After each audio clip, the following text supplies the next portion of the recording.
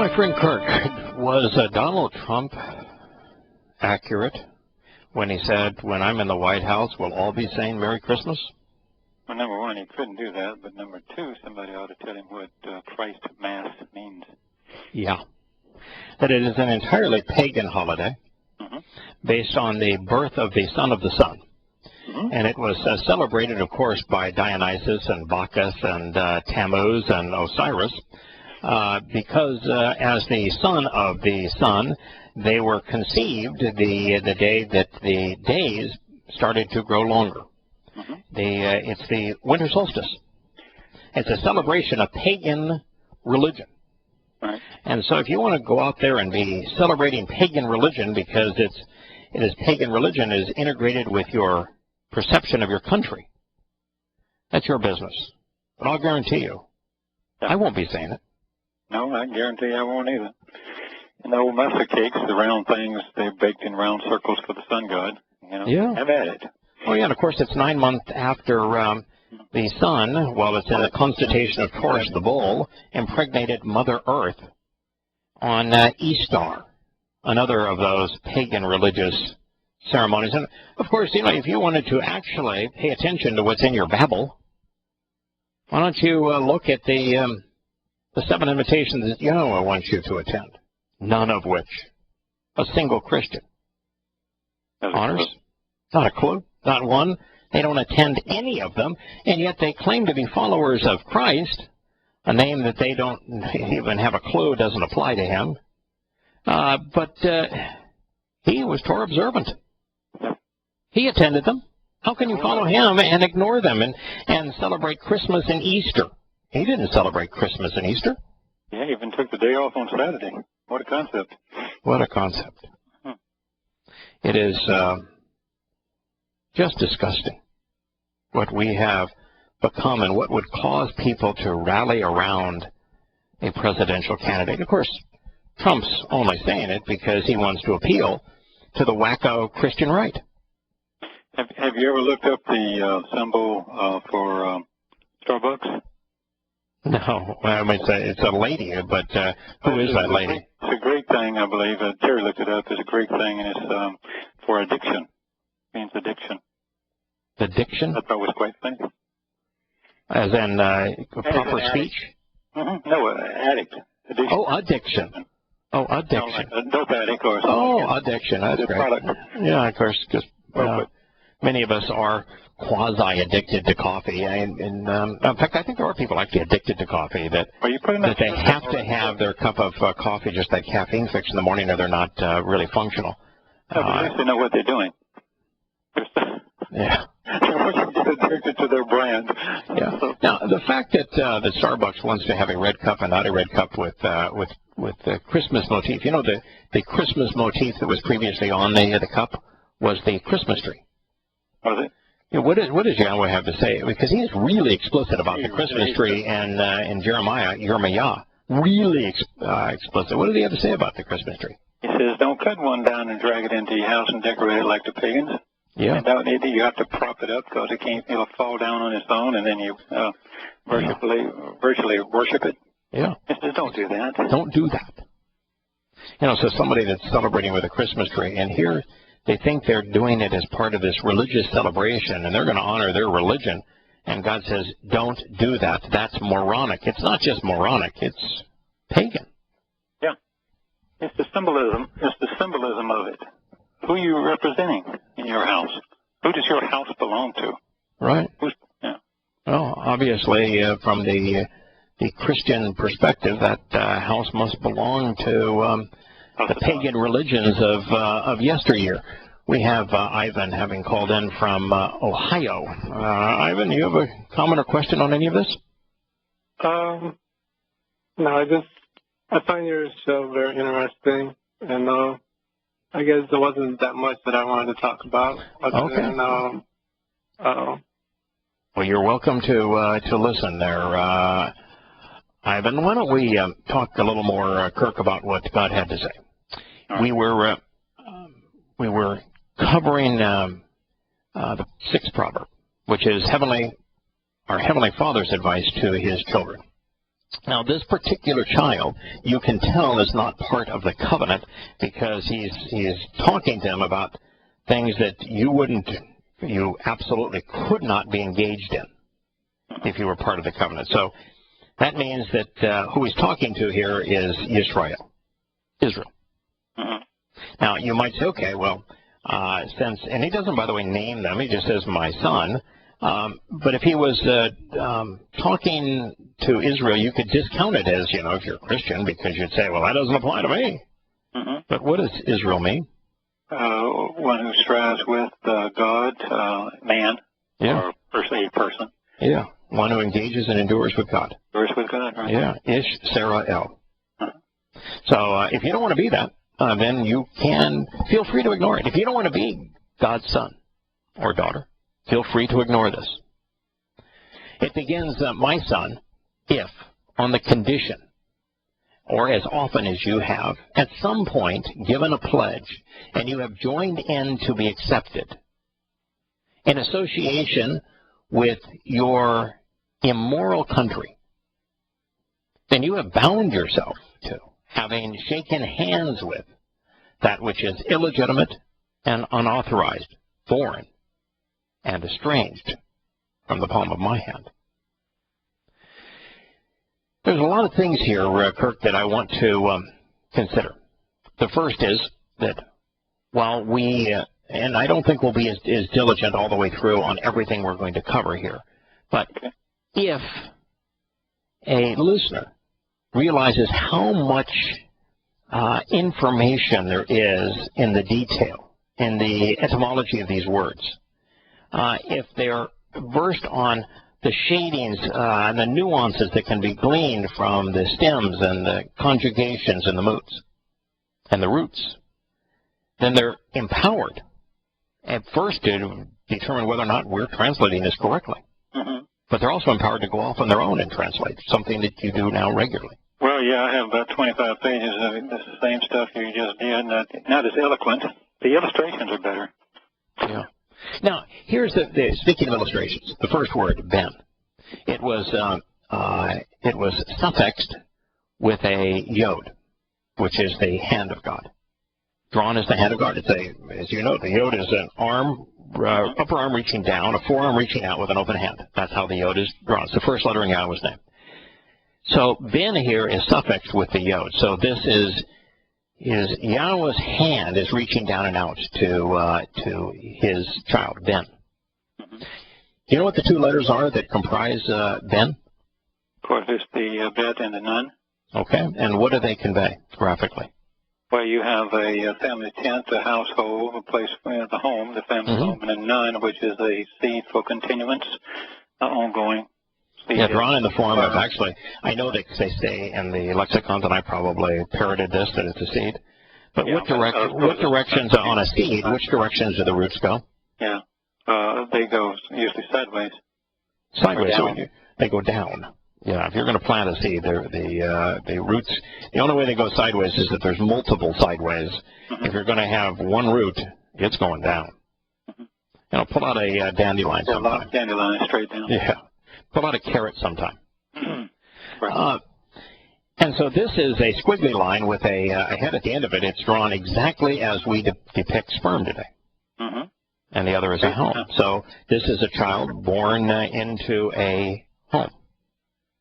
And so that's what son is. So you can use the depiction of the letters, the graphic representation of the letters, to know what these words are. And in this particular one, it's God's hand reaching down and out. Right. To this child born into the family, into the home. Right. Yeah. So that's a pretty powerful start. Now, the second word was M. I translated it as if. It's a conditional phrase. It means that it's not God saying that everyone has given a pledge to an inappropriate institution that's estranged from him. But most of us have, and it says, if you have, then this applies to you. Right. Now, what's interesting here is that the word for pledge, if you've given an oath, if you've given a pledge, is Arab. Now, there's a lot we can learn from Arab. It's one of my view. It's one of the most intriguing terms in all of the Torah, prophets, and Psalms. And if you're really not diligent, you'd never know this. But you know that Arab is a compound of AR, which is Roche. yeah, AR and B. AR means adversary, foe, enemy. Right. And the letter Bayeth, B, is either home, if it's a noun, or means with, by, or in as the preposition, which is how it's more commonly used. For example, Babel is with Baal. Baal is the Lord. It's the name of Satan throughout the Torah, prophets, and Psalms. Or it can be the letter itself is pronounced Bayeth, and it means family or house, so it'd be the house of the Lord, who is Satan, or with Satan. That'd be the name of the book that Christians carry around. Now, what's interesting in the first regard, in terms of the house of the adversary, you know that how Muslims divide the world? Well, it's them and us. Yeah. Dar al-Islam versus Dar al-Harb. The house of Islam against the house of war. So Muslims have defined the world exactly as the word Arab depicts it. Now, if you just look at the stated components that make up the word Arab, it means with the adversary. It is describing every enemy of God, but most especially institutions and individuals inspired by Ha-Satan, who is the adversary. It's just like Bible is with the Lord, so that's the religious presentation of Satan. Well, this is now deliberate, in your face, with the adversary. Now, I find it interesting how all these pieces verse together. First, openly acknowledging that he has been demon-possessed. Muhammad's God was modeled directly after Satan. And as a result, the Quran becomes the most anti-Semitic book ever written. Then, trying to convince an unthinking world that criticizing Islam is racist and bigoted, as opposed to educated and rational, Arab and Muslim have been promoted as being synonymous. Now, we'll go to the logical conclusion of this when we return. I'm sure, Kirk, that you heard you can join and use your military skills to save America by being part of the GCN team.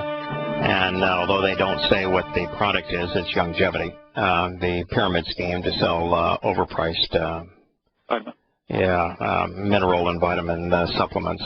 The reason I'm leaving GCN.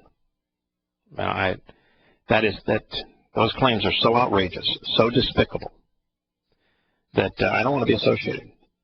That's what this proverb is saying, is that you ought not be associated with such deceitful and dishonest individuals. That is such an outrageous lie, that you're going to save America and you're going to use your military skills to do so. It's preposterous. It's disgusting. Now, I read something this morning.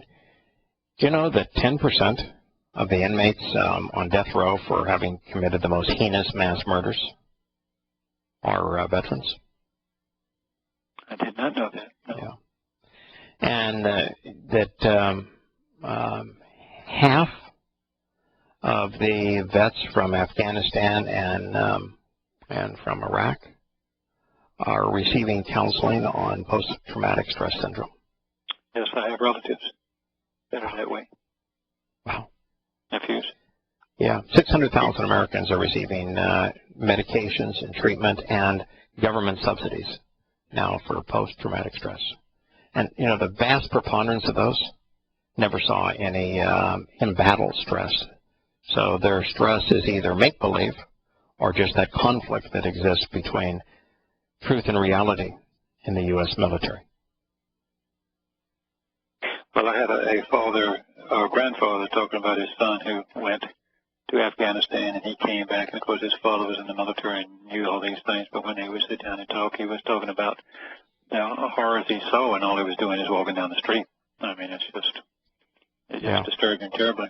So, yeah, little boys and girls being raped and animals being tortured. Yeah, you name it. Yeah, what Islam has done to a culture, and yet we sent Americans over there to save them, to turn them into Democrats. No wonder they're battling sanity. Well, this word Arab is so interesting because now that Arab and Muslim have been promoted as being synonymous, we have to realize that Yahowah told us that this would occur 1,600 years before Islam was invented, correctly labeling the people and the wannabe God that would become Israel's most adversarial foe, and mankind's greatest foe, actually, committing 99% of the world's terrorist acts. So you've gone through 3 words, and already it's remarkable. Yeah. Yeah, Arab means with evil, with the adversary. Yeah. With the evil adversary. Yeah. But there's more to Arab than Arabs and Allah. Most Americans have said the Pledge of Allegiance, and there are countless other ways that we can Arab demonstrate our allegiance: a profession of faith, an oath of office, a vow to serve, a promise to pay, would all qualify, and thus disqualify you from participating in the covenant family. That is, unless you take advantage of the remedy, which is to disassociate from and then renounce your prior affiliation. Becoming a member of a church, aligning with a political party, joining the military, even singing the national anthem with your hand placed over your heart, would put you on the wrong side of this conditional clause. I don't think there's one American in 1,000 that knows this, Kirk. No. It's, And they would actually attack you and I for telling them these things. well, they attack us if we didn't do it in the ball game. Yeah. And yet, Yahowah, who happens to be the creator God of the universe, the fact that this is what he is saying wouldn't matter to them. They would condemn us in the name of God, when in fact what we were telling them is exactly what God said. Yeah. Yeah, truth is no longer an alibi. Even engaging in certain types of businesses will get you in cross purposes with God. And that is because one of Arab's secondary definitions is to buy and sell, to exchange one thing for another.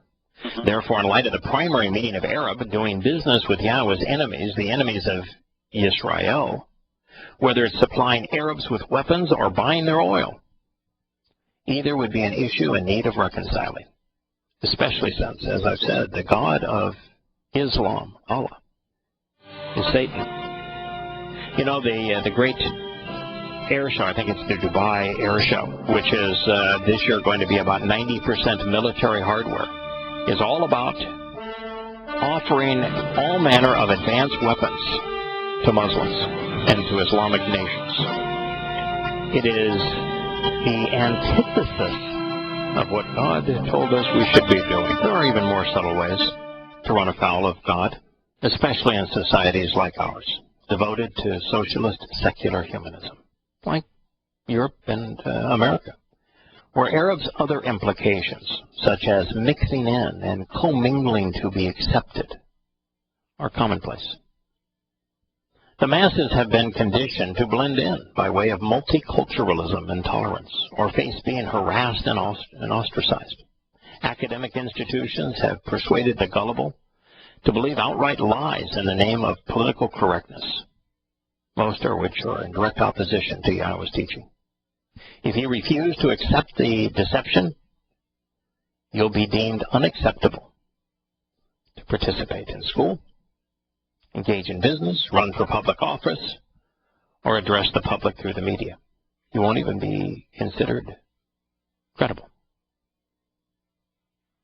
This is what we have done. I'd say that of all of the foes, you know, Bonner's talking about his the credit crunch. That's a foe. You can talk about the national debt. That's a foe. You can talk about our military out of whack. That's a foe. The police, way too violent. That's a threat. The NSA, spying on everybody. That's a threat. America invading the world and making the whole world worse.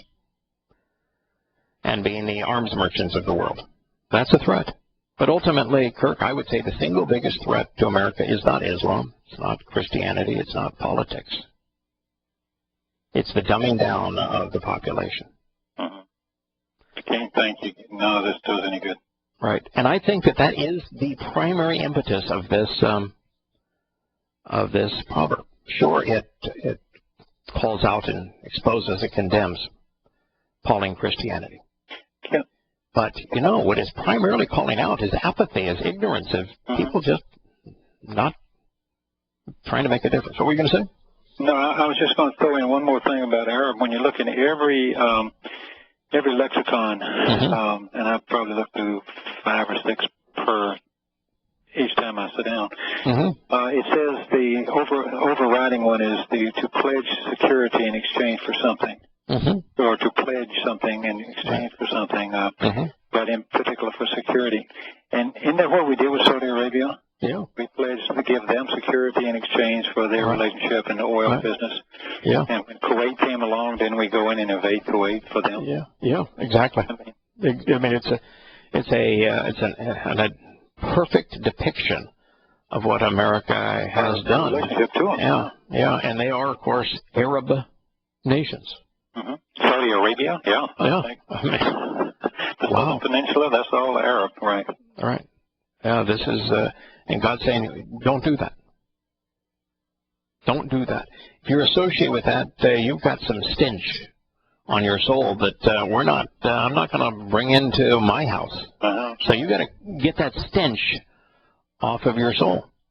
But I'm here to tell you that political correctness is a similar stench, because as you continue to investigate Arab, then there's 7 or 8 definitions. I mean, Arab is pointed different ways, which the diacritical marks don't appear in the actual test. Yeah. But in a bunch of different ways, all with slightly different nuances, all which relate together, and political correctness is absolutely one of the things that it targets. Now, I think that political correctness, socialist, secular, humanist agenda, and education, where people no longer exercise good judgment, where they are no longer logical, where we're being fed lies and accept lies just to mingle in and be accepted individually, to be welcomed in those organizations. I think that's the single greatest threat to humanity, because you can't reason with people anymore. No. You know, when the U.S. military was talking about how to solve the problem of the attrition of the chair force, the drone pilots, that are killing people by remote control. Yeah. They did say that, the solution here is to recognize that what we're asking them to do is immoral and destructive to their souls, so maybe we ought to have them do something else, that would attract more people and be able to retain them. No, they said what we need to do is to change the perceptions regarding the job. The perceptions is what they wanted to change, not the job itself. I was reading another article this morning about a vet saying that, that the U.S. military spends $7 million a year and gives $7 million a year to the NFL, for the NFL to have those displays of patriotism. They actually pay them $7 million for those displays of patriotism. And this person said, rather than us doing pretend advertised patriotism, why don't we have an honest discussion about what we're asking our military to do and what the consequence of that is? But that would imply that you would understand something. That you could process evidence reasonably and come to a reasoned, logical conclusion based upon a consideration of the facts, as opposed to being played for a fool by paid patriotism, by faux patriotism. Yeah, because we keep saying, well, what are they thinking? That's absurd. That's crazy. Yeah, I mean, they want to change the perception. You say that in radio, television, whatever, and you go, what? Yes. Now, the next word is really fascinating. Rhea is almost always translated neighbor in your Babel. But that's not its primary meaning. And it's completely ignorant of its base, and also ignorant of the context here in terms of in proximity of Arab adversary. So what I've done initially is I just translated fellow countrymen because it speaks of an individual citizen from the same society, race, religion, or region. But we have a basis here of Rhea, which is actually just two letters, Roshain. Roshain. So Rhea is the perspective of man. That's what those letters convey. The I, which is perspective, or understanding, and the picture of a human head, which is where we observe, where we talk, where we listen, where we think. This is the perspective of man, Ray. And it's actually just Ra because it's just two letters. And you know what Ra means in Hebrew? What is evil? Sure as hell doesn't mean neighbor. No. It means but, evil. Know, if you think through who he's talking to Israel, and their neighbors were all the pagan world. Correct. So, I mean, in that context, but you'd have to think that through. Right. It's only neighbors by implication, and then, but if you make the connection neighbor, you're not talking about your next door neighbor that mows their lawns and plants their posies. No, exactly. You're talking about the neighbors of Israel, which were evil. Yeah. It means bad, immoral, improper, undesirable, troubling, and harmful. And so if you take both the proximity, the neighbors were countries that were adversarial to Israel. You take the raw basis of the word, the verbal root of the word, and you put that in context of the fact that it now means country and citizen. This is a troubling country, a evil country, an evil and improper, undesirable, immoral society. No argument there. Wow. So now all of a sudden we really have an incredibly insightful instruction from God. And he says that when we make a religious or a political or military pledge, we are in effect taka, forming a bond with an evil human institution, one that is illegitimate and estranged from God's hand. If you actually look at the basis of the words and then put them together, all the pieces fit together. It's one consistent story. And so let's go back to the beginning. My son, if, on the condition, or as often as, you have at some point in time given a pledge and you have joined in to be accepted with something that is evil, adversarial, in your association with your immoral country. And Rhea also means loudmouth and evil public speakers who are your fellow countrymen. You have bound yourself to having shaken hands with that which is illegitimate and unauthorized, foreign and estranged from my hand. Yeah, now we're in a position where God's talking about that when we make pledges to human institutions, we've associated ourselves with that which is adversarial and evil. You become a bondsman. Yeah, you are. God's going to say, you know, you over there that Donald Trump, who wishes to say Merry Christmas in your country, and you're going to have everybody saying Merry Christmas in your country, you're have aligned yourself with the adversary. You're evil. And therefore, when he would take the oath of office, should he be elected, he's going to be viewed by Yahowah as someone in opposition to him. So trying to endear himself to the religious, he has put himself in direct opposition to God. That's where we find ourselves. That's where all of those people who take off their hats and put their hands over their heart, standing in attention to in support to honor their military and to sing the national anthem. That's what they do. They put themselves in league with those who are adversarial to God. When Yahowah demonstrated the Exodus, this whole process of taking his people home, what did he free them from? Religion, mostly, and politics. Yeah. Mitzrayim was the most religious and political, militaristic place on earth. Enslavement. Yeah. Yeah. All of the things. Yeah. Right. He liberated humankind, his children, Beni Israel, which means the sons of Israel, the children of Israel. He liberated them from human, religious, political, and military schemes. So why do they so quickly want to go back? Yeah. Well, that's what Yahowah kept on asking the children of Israel when they decided they wanted Saul to be their king. He said, why do you want to do that? Why do you want to go back there?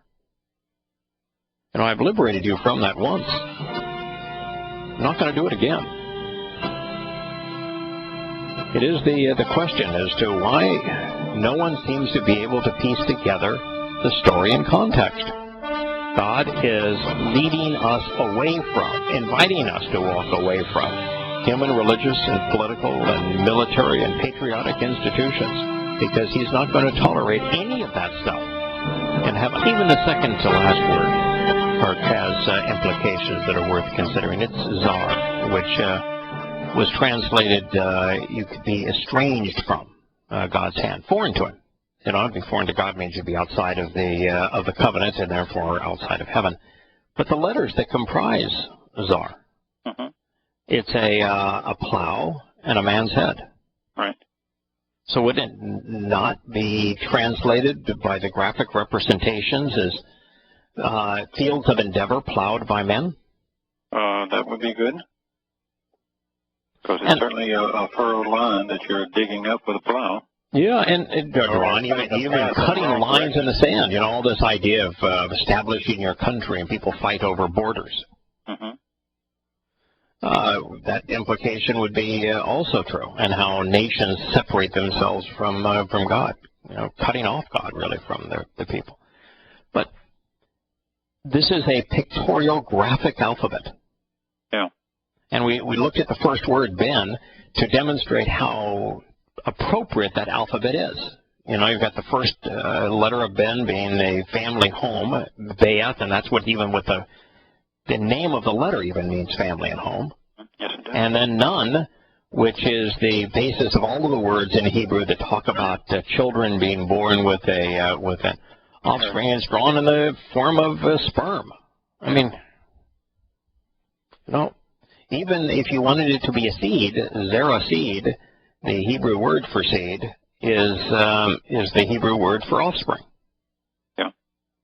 So these graphic representations tell us a lot about the words, and yet I don't think there are 1,000 people on the planet today that actually consider what we can glean from these letters, even though this message is written to us by the creator of the universe. It's his alphabet. Yeah. Well, the emphasis is always on the words. However, you surely pick up a lot of little extra goodies when you study the letters as well. Yes. You know, he called himself the word, he didn't call himself the letter, so I mean, I'm not ridiculous about it. No. But my gosh, when you, so I do the words first and then try to put it together and understand what the translation really is as best I can in English, and then I look at the words.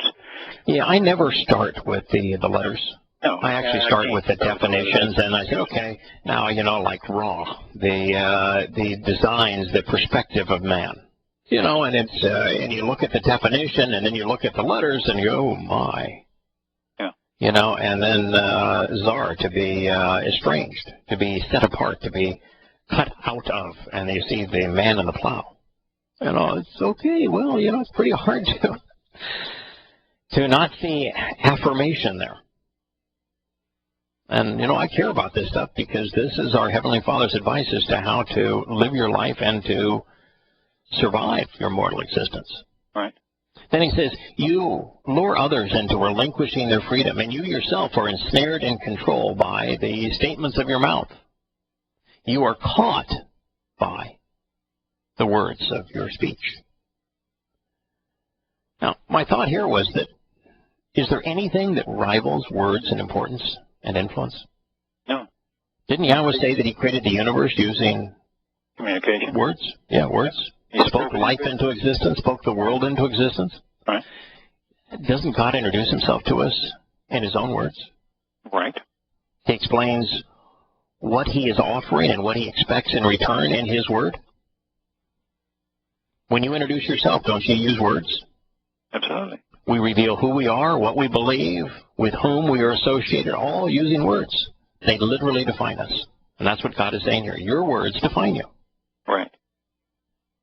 And while at the same time, they expose our ambitions and our affiliations. Politicians are elected based on their speeches. They establish their objectives in their speeches.